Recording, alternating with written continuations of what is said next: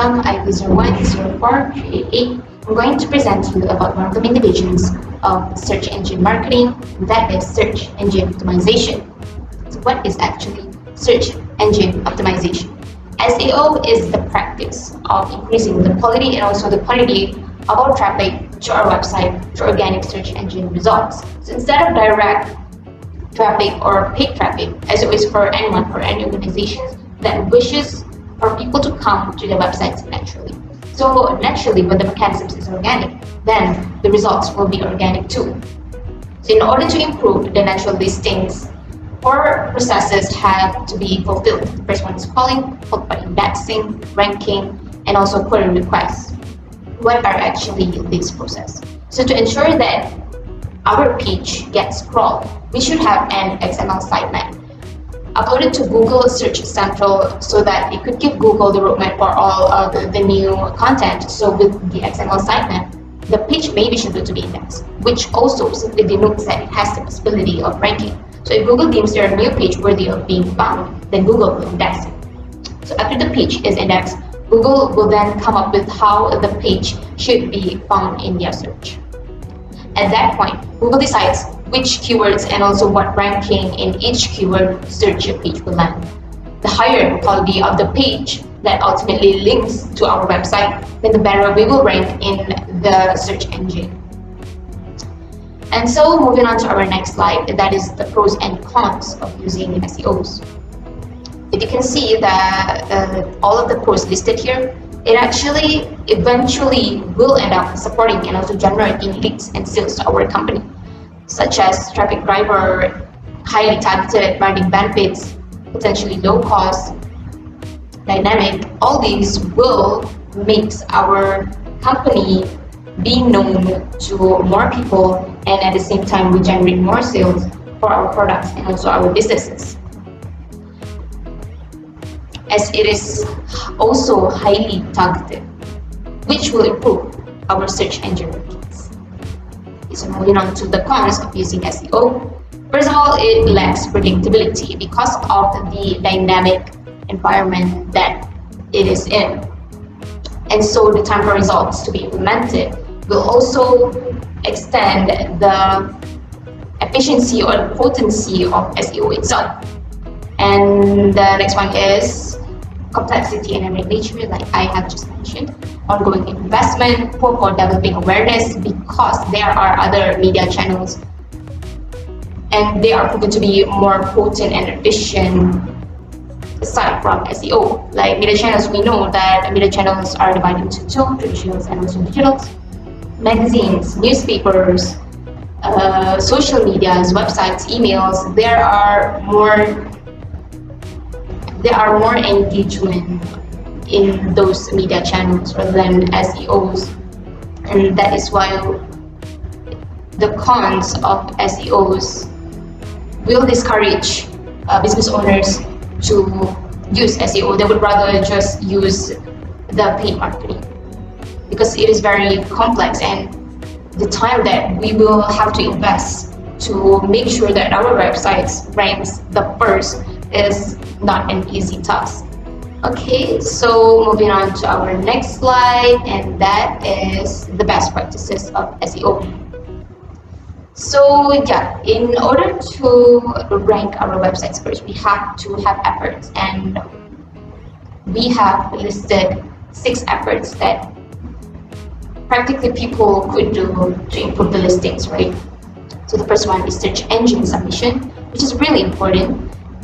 Second is index inclusion, so our page will be indexed, and so the possibility of rankings could be vouched. Second one is key phrase analysis. The third one. Fourth one is on-page optimization. Fourth, XML linking, and 5, SEO for mobile devices. So it would be compatible, right?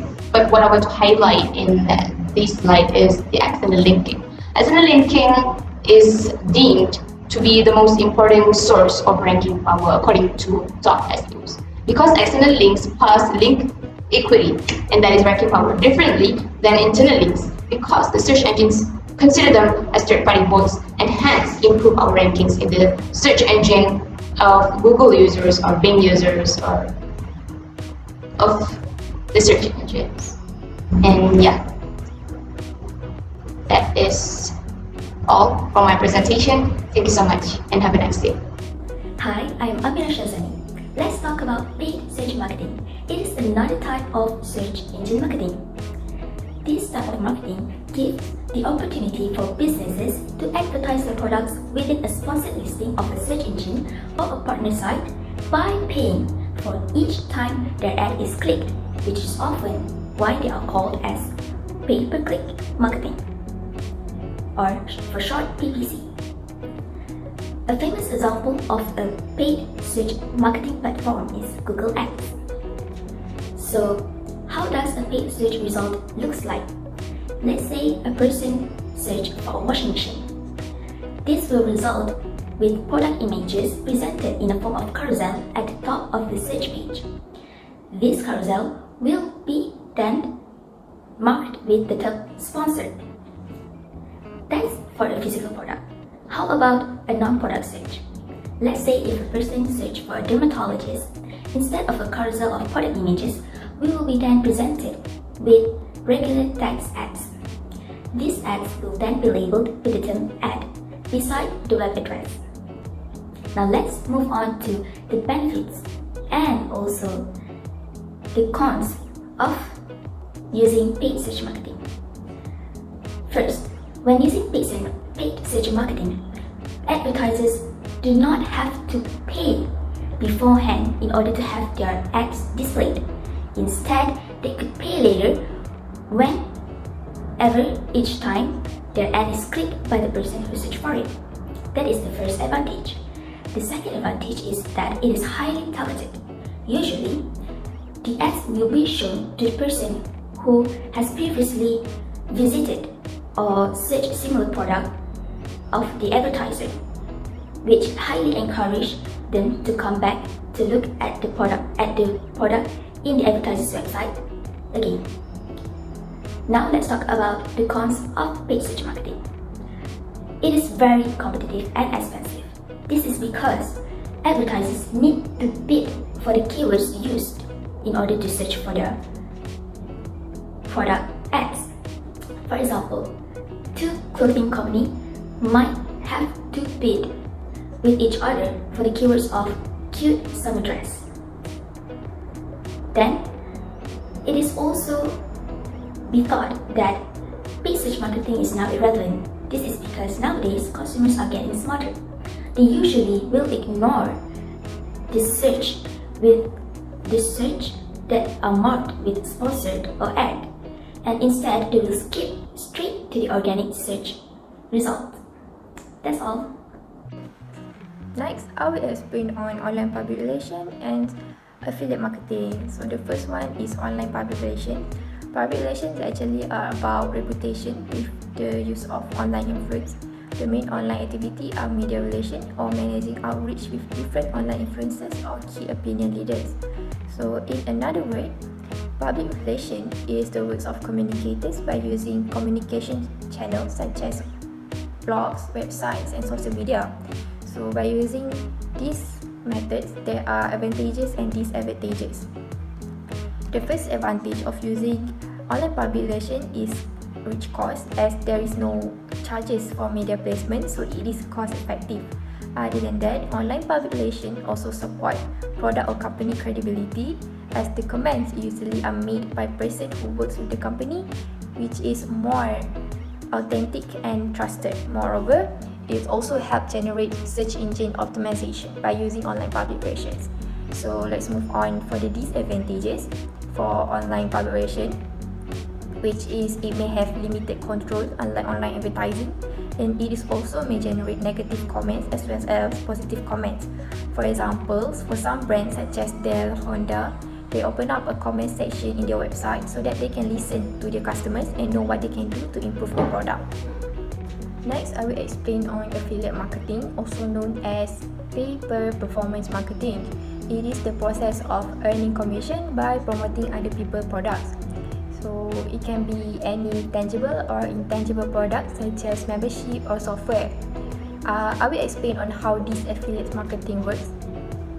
So for affiliate marketing, when the consumer visits an affiliate site that actually promote other people's products, they will be directed to the merchant page when they click on the link provided by the affiliates, and the affiliates will gain commission. But when this happens, or when the consumer purchase the product by clicking the link provided by the affiliates. So digital marketers actually have many options by using this type of marketing. For example, they can use coupon sites where the affiliates will offer deals and discount codes to the user. And there is also other types of affiliates such as review, rewards and blogger sites. So in managing affiliates marketing, first of all, sellers should have the affiliates network, so they know which affiliates they want to collab. So what kind of method of marketing for the affiliates that should be carried out. Commissions also should be given to the affiliates when there is a click by the consumer. As for the affiliates marketer, they should always aware of the cookie expiry date, as once time is up, there is no commission for them. So they should pay attention at the expiry dates of the cookie. It's just the longer the expiry date is better it is. And lastly, links should be created by sellers so the affiliate can distribute it on their websites and they can gain more consumers by using this technique. Hi everyone, now we proceed to interactive display advertising. So what is interactive display advertising? Interactive advertising usually use either offline or online digital media to promote their products, to communicate with the customers. So usually why they use interactive display is because they want to directly communicate with their customers. For example, quizzes, calculators, polls, because they want to interact and they want to engage with the customer in order to promote their product and in order to enhance the customer about the customers about their knowledge on that particular product. Okay, contohnya macam if you go to a mall, you can see a big board, an electronic board, which usually shows about a quick ads about certain product. Let me show you the example of the media. Okay, for example, this one, a man is standing in front of a board, and this board is promoting about Powerade Iron 4, a drink brand. Is promoting about so basically this board is promoting on the drink brand, and here the yellow one say touch to pay. So this is their ways to engage the customer, to interact with the customer, by providing a game to their customers, and if the customer click on the board, so they can play games. Contohnya macam board yang kita kat mall kan. So dengan cara ni customer tu akan dapat lebih banyak view ataupun persepsi yang baru tentang brand tersebut. So usually an advertiser pays for the placement of an advert on a third party site. Contohnya kalau bukan board ni pun, contohnya my company, I'm selling a car, so I will pay for the third party site to promote my brand using interactive media. For example, they provide quizzes or polls. Contohnya, kereta manakah yang anda lagi suka? The polls. So I pay for the third party to promote my brand by using polls. Macam tu. Okay, so of course lah, every ways akan ada advantage and disadvantage dia. So same goes to interactive display. There are a lot of advantage. Okay, for example, reach to drive awareness. Of course, because kita the main purpose of this way is to directly engage with the customers. So that's why we may reach to drive awareness. And second, direct response, of course, because customer themselves will interact. They need to play games, so they have direct response between the brand and the customer. And third is brand interaction, of course, because kita ada direct response, so kita ada brand interaction dengan customer. So the main three disadvantages of this way is, first, relatively low click-throughs because customer jarang lah. Okay, kita jarang untuk menggunakan ataupun bermain game-game seperti ini. Kalau ada masa lebih baru kita main. Selalunya kita kalau we use Google and then we strictly cari apa yang kita nak. So orang jarang nak nak main game, nak buat polls and calculators and so on. Next is relatively high cost. Of course, because this interactive digital media, you need high effort. You need more effort untuk marketkan dia, untuk adakan this game and sebagainya. And third is brand reputations. Sometimes if your game doesn't suit with your brand, so it might affect your brand reputation, your brand name. Okay, so next is opt-in email marketing and mobile messaging. So what is email marketing? Email marketing is that the marketer or the company will send email directly to the user for the advertising purposes lah. So what is opt-in email marketing? Opt-in email marketing is that the marketer will only send their advertisement or email to those who are agree or willingly to receive their advertisement. Okay, so under opt-in marketing email, there are cold email campaign, co-branded email, third-party email sheet, and inbound email marketing. So there are ways to, because opt-in email marketing is that the marketer will only send the emails to those who are willingly to receive. So these are the method will help the marketer to send their email walaupun the user secara tidak langsung tidak sedar mereka mendapat email ataupun advertisement daripada company tersebut. For example, for co-branded email, for example, we take KFC and Pepsi.